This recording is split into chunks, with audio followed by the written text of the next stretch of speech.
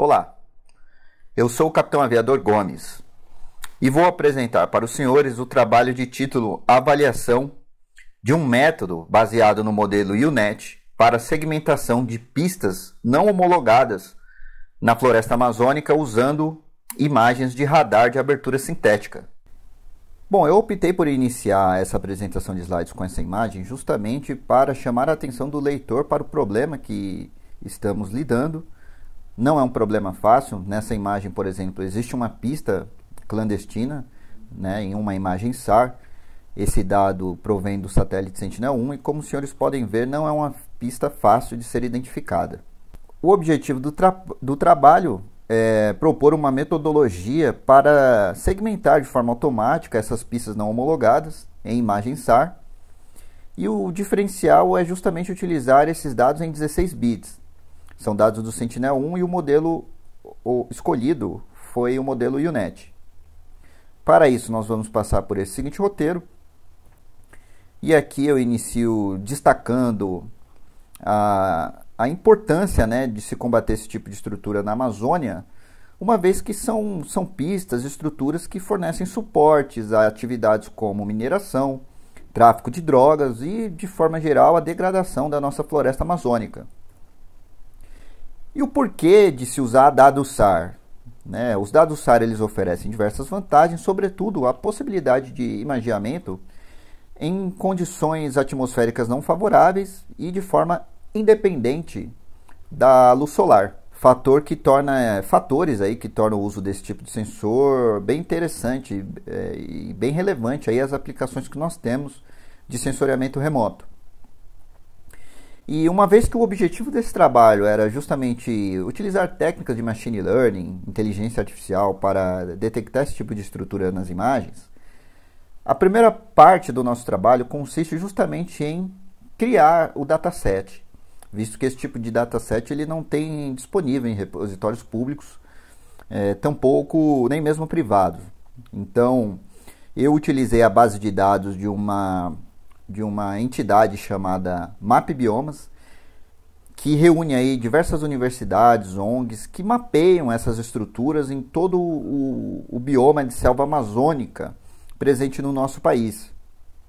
E em posse das coordenadas de cada uma dessas pistas não autorizadas, eu estruturei um script em Python contendo cada uma dessas coordenadas e utilizei em conjunto aí as ferramentas Google Earth Engine e Google Colab. Por meio desse script foi possível fazer um código que iterasse em cada uma das coordenadas que o MapBiomas fornece, e com isso eu acessei as imagens do Sentinel-1 em cada uma dessas coordenadas. Selecionei essas imagens na polarização vertical-vertical e com a resolução do modo Interferometric Wide, que fornece aí dados em 10 por 10 metros por pixel. E depois da extração e limpeza desses dados, eu consegui aí um total de 1040 pistas, distribuídas em 1040 imagens, que foram divididas dessa forma para treinamento, validação e teste de generalização: 646, 277 e 177 respectivamente. Voltando aqui ao diferencial desse trabalho, que é justamente utilizar os dados em 16 bits, essa imagem ela serve para ilustrar para o ouvinte, para o espectador, o que significa, né, converter esses dados de 16 para 8 bits. Que é uma estratégia adotada aí por muitos trabalhos de sensoriamento remoto que se dispõem a identificar alvos em imagens de satélite de forma geral. Né? Quando se utilizam esses modelos, normalmente, né, os trabalhos presentes aí no meio acadêmico, na literatura, eles fazem a conversão desses dados de 16 para 8 bits, o que implica na perda de informações.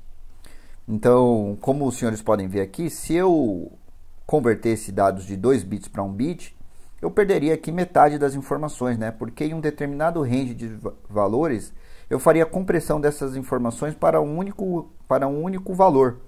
Né? O exemplo de 2 para 1 bit é somente para apresentar de forma mais didática.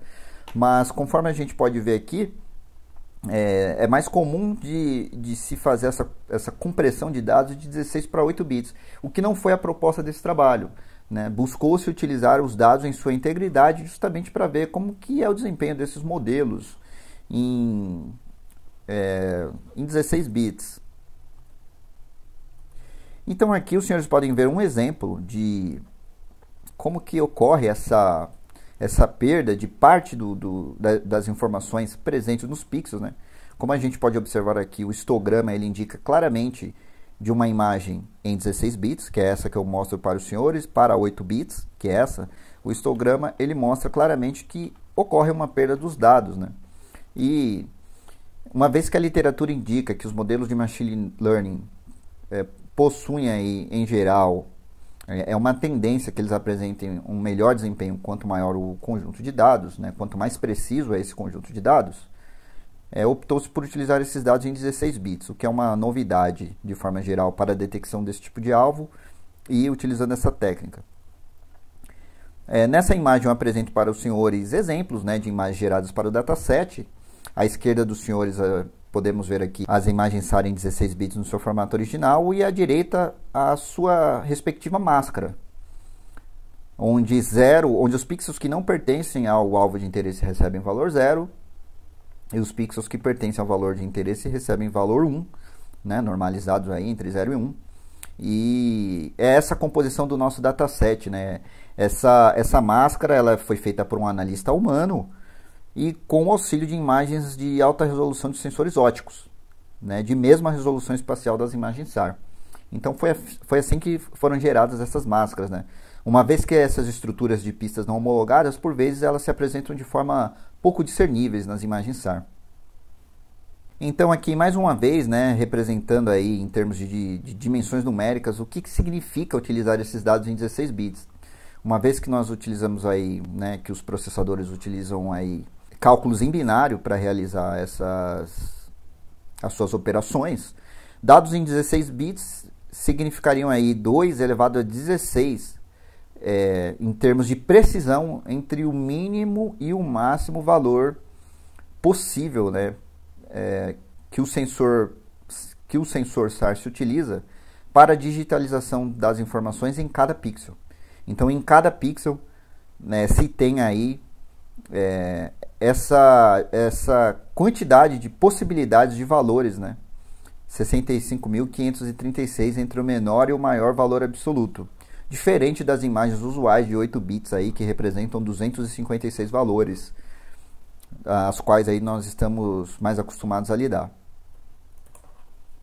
Então aqui nós temos um resumo da estrutura UNet, a qual nós podemos ver aqui que se assemelha a esse formato de U, né? Daí se tem o nome UNet, onde nós temos aqui sucessivas etapas de downsampling com o objetivo de extrair essas características e concatenar essas matrizes de características extraídas nas fases de upsampling, localizadas simetricamente opostas ao outro lado da estrutura da rede. Então esses dados foram carregados em tensores NumPy, utilizando o Float32. Os melhores resultados foram alcançados na época de número 40. Para isso aí foi necessário utilizar uma GPU A100 do Google Colab. Se alcançou aí alguns resultados interessantes, como a acurácia de 98%, né? E uma loss de 0.235 na fase de treinamento e de 0.78,5 na fase de validação. Porém, o que acontece no nosso banco de dados é que nós temos uma diferença significativa entre a quantidade de pixels que representam o objeto e a quantidade de pixels que representam o fundo da imagem. Então, o que acontece é que esses modelos, eles aparentam ter um desempenho alto, porém esse desempenho ele pode ser alcançado simplesmente classificando todos os pixels como sendo não pertencentes às pistas. Então, fica um pouco difícil de mensurar a acurácia, a capacidade desse modelo em detectar as pistas por esses métodos convencionais de análise, como acurácia, precisão, loss e tudo mais. Foi por isso que se optou por fazer uma avaliação diferenciada para se mensurar melhor o desempenho desses modelos, onde se utilizou aí 50% do threshold de binarização e 50% de sobreposição das máscaras reais, né? O que significa isso? Os 50% do threshold de binarização significa que cada pixel, o qual a rede tem uma certeza superior a 50% de que aquele pixel ele pertence ao alvo, esse pixel recebe valor 1. E o alvo foi considerado como detectado se a máscara gerada apresenta uma sobreposição de pelo menos 50%, metade dos pixels da máscara real, da máscara gabarito, que foi gerada por um especialista humano pelo auxílio de imagens óticas.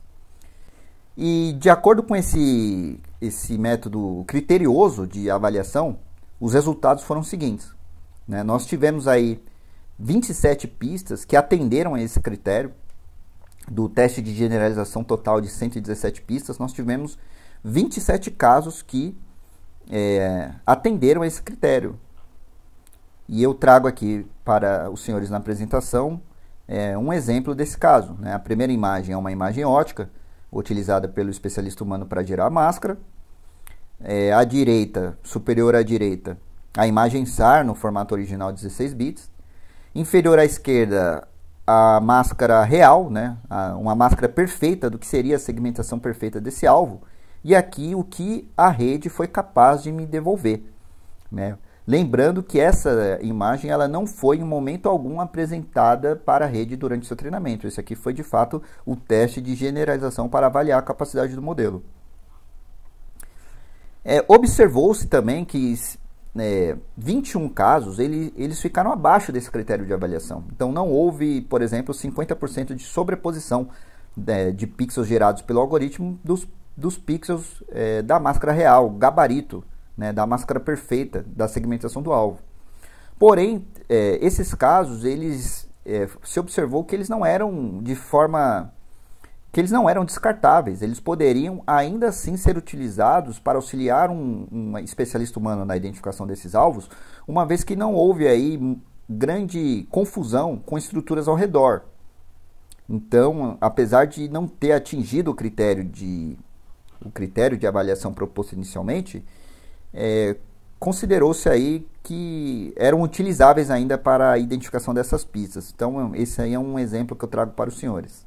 Se teve apenas 2 casos onde estruturas semelhantes às pistas, né, como estradas, foram confundidas. Então, o que eu quero dizer é que houve aí um pequeno número de falsos positivos gerados por estradas e trechos retilíneos de rios.